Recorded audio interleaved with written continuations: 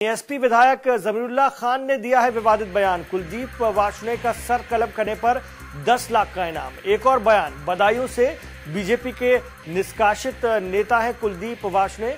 अब कुलदीप ने दिया था जेएनयू एसयू अध्यक्ष की जीप काटने की बात कही थी। विवादित बयान उन्होंने दिया था और जीप काटने पर 5 लाख रुपए का इनाम का ऐलान किया था। अब उन पर ही ऐलान कर दिया है समाजवादी पार्टी के विधायक ने। हमारे साथ जुड़े हुए मनीष, अब ये शुरू हो चुका है। आप भी कह रहे थे कि बीजेपी ने तो एक्शन लिया, लेकिन अब समाजवादी पार्टी से उम्मीद की जाए कि कोई एक्शन लेगी या कोई खंडन करेगी उनकी बातों का।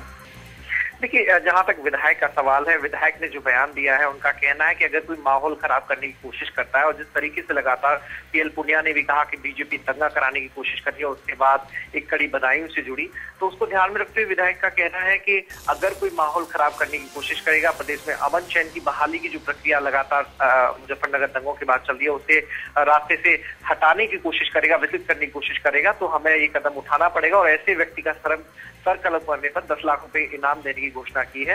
हालांकि किसी भी सूरत इस बयान को जायज नहीं ठहराया जा सकता, और चूंकि समाजवादी पार्टी की जिम्मेदारी और जवाबदेही और बढ़ जाती है, वो सत्ता में है, रूलिंग पार्टी है। अगर उसके विधायक, उसके नेता इस तरह की बयानबाजी करेंगे तो दूसरी पार्टियों को कंट्रोल करना काफी मुश्किल हो जाएगा।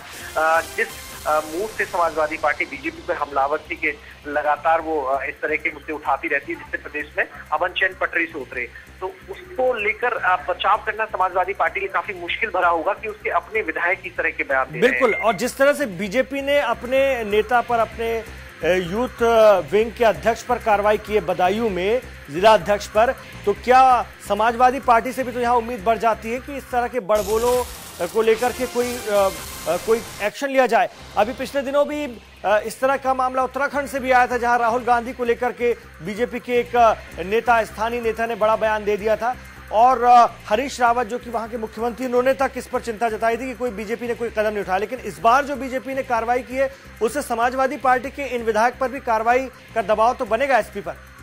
इमरान, ऐसी घटनाओं के बाद राजनीति में स्वच्छता का परिचय देना चाहिए और ऐसे मानक स्थापित करने होंगे। अगर कोई नेता, विधायक, मंत्री इस तरह के बयान देता है तो उस पर तुरंत कार्रवाई होनी चाहिए। रूलिंग पार्टी की जवाबदेही बढ़ जाती है, और खुद मुख्यमंत्री ही समाजवादी के प्रदेश अध्यक्ष भी हैं। तो और इन चीजों को मनीष लगता है यहीं पर रोकना बहुत जरूरी है, क्योंकि ये फिर ट्रेंड चल जाएगा। वैसे ही सोशल मीडिया पर इतना कहा जाता है, इतना बोला जाता है, और इस कदर आग है, ऐसे में अगर सार्वजनिक तौर पर इस तरह के बयान मीडिया में दिए जाने लगेंगे नेताओं के जरिए, तो बहुत मुश्किल हो जाएगी। जी बिल्कुल इमरान, सोशल मीडिया पर जनता अपनी जितनी समझ होती है उसके हिसाब से अपनी राय खुलकर जाहिर करती है, उसे रोकना तो मुश्किल है। लेकिन जो जनप्रतिनिधि होते हैं, जिनकी जिम्मेदारी होती है जनता के प्रति, उन्हें कम से कम कानून के दायरे में रहकर अपनी कोई बात करनी चाहिए, जिम्मेदारी समझनी चाहिए।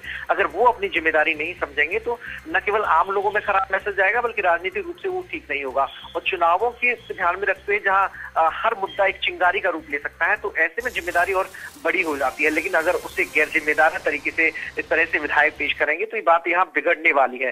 तो अब समाजवादी पार्टी के ऊपर है कि आखिर अपने विधायक पर किस तरह का वो एक्शन लेते हैं। बीजेपी ने शुरुआत की है अपने कार्यकर्ताओं को पार्टी से निकालकर, और चूंकि आज सदन भी चल रहा है, उसमें भी ये मुद्दा काफी गरमाया है। अब उसके बाद देखना ये होगा कि समाजवादी पार्टी के प्रदेश अध्यक्ष और राष्ट्रीय अध्यक्ष अपने विधायक के ऊपर किस तरह का एक्शन लेते हैं।